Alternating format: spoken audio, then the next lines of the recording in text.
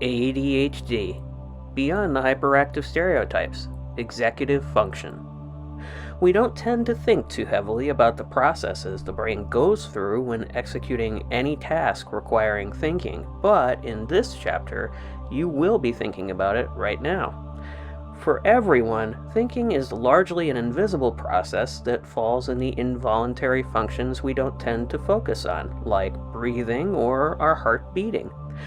But people with ADHD have no choice but to become more aware of the thought processes that allow for them to navigate through tasks they have to do at any given moment.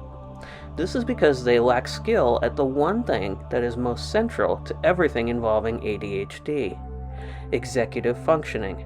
According to Attitude, a website and magazine that explores the nuances of ADHD, the broadest definition of executive function is the cognitive process that organizes thoughts and activities, and prioritizes tasks, manages time efficiently, and makes decisions. Executive function skills are the skills that help us establish structures and strategies for managing projects and determining the actions required to move each project forward. Individuals with executive dysfunction often struggle to analyze, plan, organize, schedule, or complete tasks at all, or on deadline. They misplace materials, prioritize the wrong things, and they get overwhelmed by big projects. The interesting thing about people with ADHD is that their brains are always craving more stimulation, but then become overloaded when trying to sort out all the info. It's like a disorganized mail sorting processing room. There's always more packages going into bins, but just not a way to get the packages out of the bins and onto the right conveyor belts for the package destinations, because the network is there. It's just not working right because half the people have gone home and some of the machines are turned off.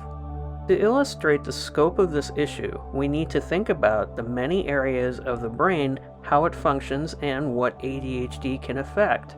The fact is, ADHD affects many areas of the brain simultaneously because the thinking process involves several areas of the brain as it sends signals to and from multiple areas at once. In ADHD, there's an interruption in the circuit from one area of the brain to the other. For example, a question involving a what-based answer, the brain fires from the frontal lobe to the basal ganglia. ADHD diminishes the brain's ability to get that signal from point A to point B, as it may be focusing too much attention on other processing, or that particular brain may be impaired in the amount of processing it can do and can't sufficiently manage the demand load of its resources. Each person is different, and the actual reasoning behind why a signal can't get through can be difficult to ascertain, but in either case, it's a deficit of processing. The process of doing schoolwork is a very involved one too. A good comparison is to driving a car. When you're driving a car, many things need to take place every second in order for the process to be smooth. You've got to hear the sounds of the traffic and the other things around you, see the lane next to you, on either side and in front of you, pay attention to your mirrors, figure out where to turn, see brake lights of other cars and apply your own brakes accordingly, swerve around obstacles, and do this while maintaining a steady speed, and the whole time that all these many complex activities are in need of completion, your brain is responsible for putting the whole plan into action. Like driving, the process of doing schoolwork takes up many areas of the brain, all clamoring for attention at the same time. Before we get to some tips and pointers on how you can help your students get through some of their ADHD upset moments, can I please ask you to hit the subscribe button and the bell icon? It really helps the channel out a lot. Thanks a lot. As a teacher, you have a lot of control over one area of difficulty for your ADHD students: emotional self-regulation. And it's just what it sounds like, being able to regulate one's own emotions. This is an area many ADHD-affected children have several problems, because everything is magnified and they frequently aren't able to arrive at the right emotional decisions on the spur of the moment or to react to an ongoing pattern of stimuli appropriately.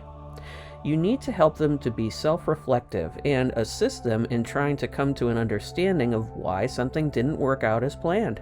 Remember, the issue is that something wasn't completed right, not that they were responsible for it not coming out right. Look at the steps involved and which steps could be improved. This way, you aren't blaming them, you're just introducing them to a different thought process to arrive at the intended goal, something that we as teachers tend to do for all of our students already. Before a project, remind a student what worked well in their thought process the last time that they did a similar project so that they can implement the same or similar pathways of thinking to successfully complete the new project or lesson. The idea here is that getting them to think methodically can reduce the times that they act impulsively, which often leads to negative emotional outbursts. This in turn helps with another area of difficulty: planning and problem solving. Other ways to help with problem solving are to play a game with them in which they figure different ways to solve a math problem or mystery. You can help them by asking open-ended questions in a mystery like, "What do you think might happen if you did that? How might someone feel? Would it change their feelings? How? Have you thought of some other ways this might work?" Play games like Hangman, Connect 4, or Tic-Tac-Toe with them so that they can learn to think a couple moves ahead. If they're older, like say 7 or 8, get a daily dilemmas or what would you do jar and each day invite the child to pick one to go over. Encourage them with more open-ended questions on that dilemma. If you like what you saw here, I'd like to remind you that I also teach on Udemy. The link to my latest course on ADHD is in the video description below.